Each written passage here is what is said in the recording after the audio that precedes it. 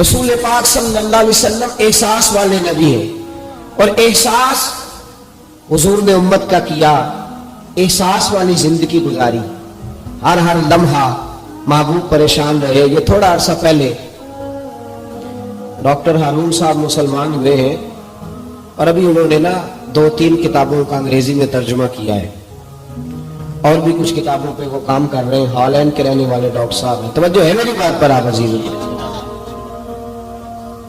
Doctor صاحب کہتے ہیں کہ میں نے یہ سنا تھا کہ مسلمان دہشت گرد ہیں، یہ بم بلاسٹ کرتے ہیں، تو میں جہاں لفظ اسلام آتا تھا نا وہاں سے میں تھوڑا بچ جاتا تھا، پیچھے ہٹ جاتا تھا، لیکن میرے مزاج کے اندر یہ بات شامل تھی کہ میرے اندر اللہ نے بڑا انسانیت کا جذبہ رکھا ہوا تھا، تو میں ایک تنظیم قائم کر رہا تھا۔ میرا خیال تھا کہ ایک ایسی جماعت بناؤں کہ جو پوری دنیا کے اندر اسلام، توجہ ہے میرے عزیزوں کی؟ کہتے میرا خیال تھا ایسی جماعت قائم کروں کہ جو پوری دنیا میں لوگوں کی خدمت کرے، اور بغیر امتیاز کے کرے، اسلام والوں کی بھی اور غیر مسلموں کی بھی۔ لیکن مجھے بڑا دھچکا رہتا تھا کہ مسلمان سخت گیر قوم ہے۔ میں نے بہت ساری جماعتوں کا منشور اور دستور منگایا، اور میں نے کہا میں اپنی جماعت کا دستور لکھوں گا تو پہلے ذرا سارا میں مطالعہ کر لوں۔ ڈاکٹروں کا ٹیبل ہوتا ہے، اس کے اوپر شیشہ لگا ہوتا ہے، نیچے وہ جو چیز ضروری ہوتی ہے وہ رکھ لیتے۔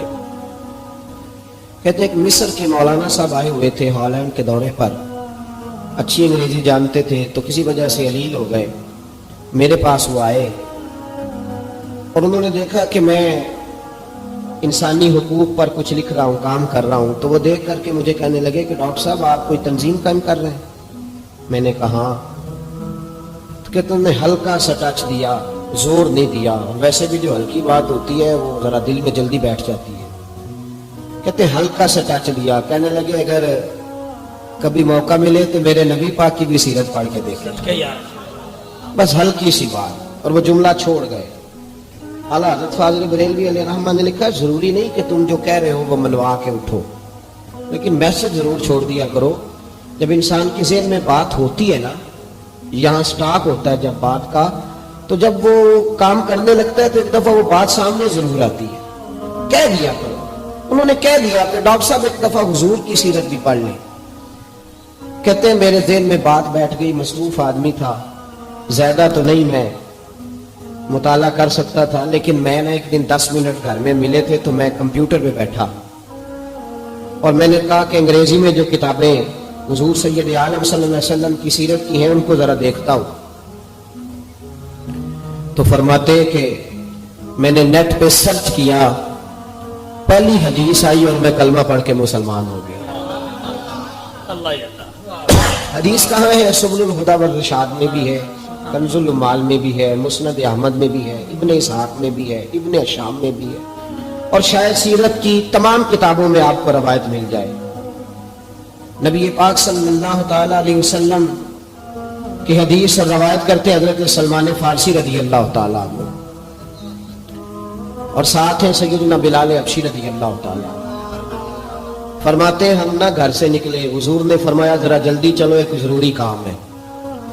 فرماتے ہیں بڑی تیزی کے ساتھ آج روٹین سے ہٹ کر محبوب نے تیز تیز قدم مبارک اٹھائے، تیز تیز، اور فرماتے ہیں ایک گلی ہم نے کراس کی، دوسری گلی میں جو پہنچے تو پھٹے پرانے کپڑے، سادی سی بیوی، اور حالت بتاتی تھی کہ بیچاری کسی غریب گھر کی ہے۔ وہ سڑک پہ کھڑی تھی اور رو رہی تھی۔ میرے کریم رسول نے فرمایا بلال اسے پوچھو کیا مسئلہ ہے، کیوں روتی ہے؟ تو حضرت سلمان عرض کرتے ہیں میں نے کہا حضور میں پوچھ لیتا ہوں، آپ جائیے، کام بڑا ضروری ہے جو نکلے، میں معلومات کرتا ہوں۔ تو محبوب نے فرمایا نہیں، اس کے آنسو پوچھنے سے ضروری کوئی کام بھی نہیں، پہلے اس کی داد رسی ہوگی، اسے پہلے پوچھا جائے گا۔ روتے نہیں رہتے لوگ گھروں میں، لوگ گزر نہیں جاتے چپ کر کے؟ کتنے لوگ تڑپتے، کون احساس کرتا؟ نبی پاک سید عالم صلی اللہ علیہ وسلم رکے اور اس خاتون سے پوچھا کیا بات ہے؟ اس نے کہا کہ بات کوئی بھی نہیں، میرا ایک ہی موٹا سا مسئلہ ہے۔ کہا وہ کیا؟ کہنے لگی میں غریب ہوں، اور غریبی بذات خود بہت بڑا گناہ ہوتی ہے، لوگ بڑا جرم سمجھتے ہیں اس کو، بذات خود میں نے شروع میں کہا نا کہ مذہبی سٹیج کی بھی صدارت غریب آدمی نہیں کر سکتا، کیونکہ غریب جو ہوا جہد کول دتھی ہونی انہیں نیڑے بہنا ہے نا جی، جہد کول نہیں انہیں تو پیچھے جا کے بہنا ہے، کو کہڑا دتھی ہے۔ اس سٹیج پہ بھی غریب آدمی کی صدارت نہیں ممکن ہو ہی نہیں سکتا۔ میرے رسول پاک سید عالم صلی اللہ تعالی علیہ وآلہ وسلم نے فرمایا پہلے اسے پوچھو کیا مسئلہ ہے۔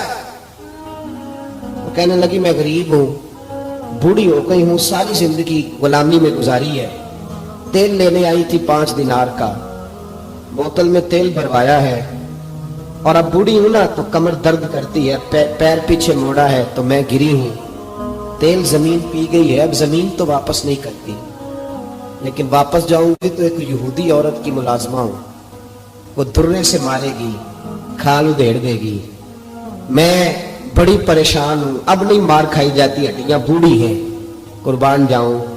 حضرت بلال کو حضور نے حکم دیا، فرمایا دوڑ کے گھر جا 5 دینار لا۔ فرماتے ہیں 5 دینار لائے، تیل خرید کے دیا، تو پھر رونے لگی۔ فرمایا آپ کیوں روتی ہے؟ اس نے کہا بتایا نا غریب ہوں، غریب کا جرم کوئی نہیں ہوتا، لیکن پیس دیا جاتا ہے، پھر بھی مار تو اب بھی پڑے گی، اب کیوں پڑے گی؟ تو عرض کرنے لگی محبوبہ مار اس لیے پڑے گی کہ دیر سے کیوں آئی ہے۔ تو میرے کریم رسول اور وہ بی بی حضور ابھی آئے ہیں مدینہ طیبہ، امام یوسف صالحی فرماتے ہیں ابھی آئے تھے حضور، سبل الہدی والرشاد کے مصنف کہتے ہیں ابھی آئے تھے نبی پاک، وہ جانتی بھی نہیں تھی۔ تو سید عالم صلی اللہ تعالی علیہ وسلم نے فرمایا اچھا مار پڑے گی؟ کہا او بھائی کاؤنسلر جو کل آپ کو کہہ رہا تھا نا میں آپ کا خادم ہوں، کاؤنسلر بے گناہ، بلکہ ہمارے ایس ایچ او صاحب اگر چودھری پہ پرچہ آ جائے تو اس کو ٹیلی فون کر کے پوچھتے ہیں صاحب جی تھوڑے خلاف درخواست ہے، یہ کی کرنا ہے؟ تو غریب آدمی بیچارہ، اس کی غلطی یہ تھی کہ وہ غریب تھا تو اس نے ریڑھی لگا لی چوک میں، اس کو دبوچ کے لے گئے تھے، پتہ نہیں اتنے نکلوئی دا، تو اس کے پاس کل انویسٹمنٹ کی 5000 تھی، سارا لے گئے۔ پھر وہ کاؤنسلر صاحب کے پاس چلا گیا، سر میرے نال چلے آنے ذرا میں تھانے جانا، انہوں نے کہا گڈی کرائی ہے، پیسے ہیں نہیں ایویں تھانے جائی دا۔ اب وہ گاڑی لایا ہے، پتہ نہیں کہاں سے لایا ہے، تھانے پہنچا ہے، اور یہ ہے ہمارا حال کہ وہ ایس ایچ او بھی بیٹھا ہے کرسی پہ اور کاؤنسلر بھی کرسی پہ بیٹھا ہے، اور وہ غریب پیروں میں بیٹھا ہے اور ہاتھ باندھ کے کہہ رہا میری ریڑھی دے چھڈو، میری 4 دھیاں نے تو میں شامی کھانا کھانا ہے۔ کدھر گیا امت کا وہ ذوق؟ ساری زندگی نعتیں سننے والوں بتاؤ تو صحیح نعت نے تاثیر کیا دی ہے؟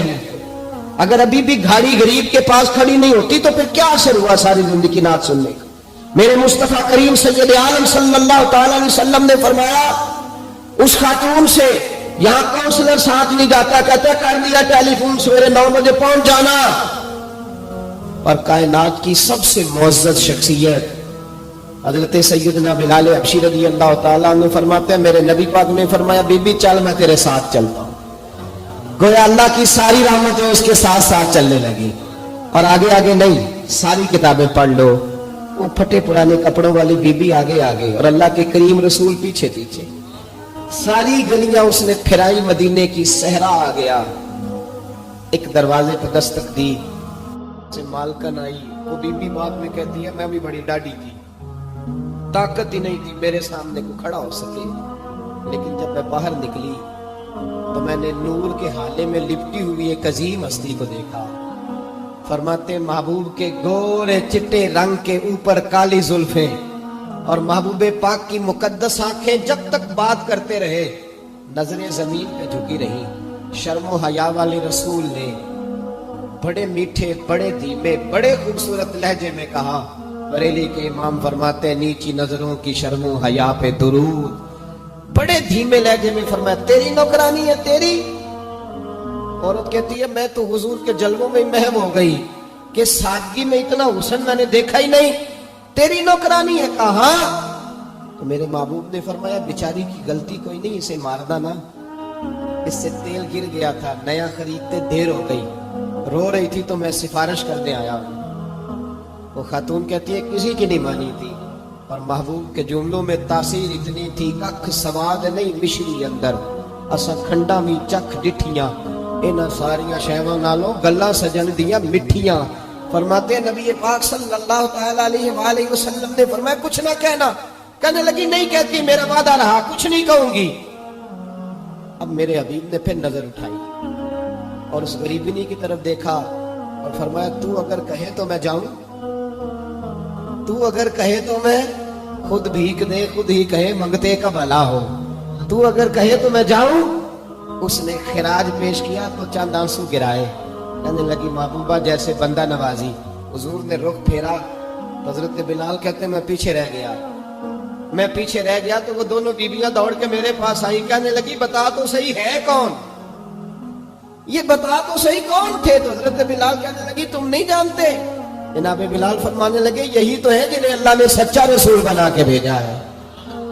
بیویاں دوڑ کے آئی. کہنے لگی محبوبہ دروازے تک آئے ہو تو خالی تو نہ لوٹاؤ, مہربانی فرماؤ ہمیں بھی کلمہ پڑھا دو. ڈاکٹر ہارون کہتے ہیں وہ بیویاں وہاں کلمہ پڑھ رہی تھی اور میں حدیث پڑھ کے کلمہ پڑھ رہا تھا. بھائی